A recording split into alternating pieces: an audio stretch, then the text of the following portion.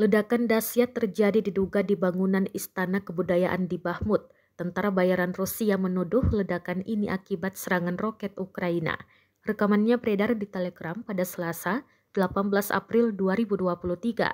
Dalam keterangan unggahan disebutkan, ledakan dahsyat terjadi di Bahmut, penghancuran bangunan Istana Kebudayaan oleh militan angkatan bersenjata Ukraina untuk menghambat kemajuan tentara bayaran Rusia. Namun klaim ini belum dapat segera diverifikasi. Tampak jelas, drone merekam ledakan dan kepulan asap tebal pada bangunan tersebut. Beruntung tak ada korban jiwa yang dilaporkan dalam serangan kali ini.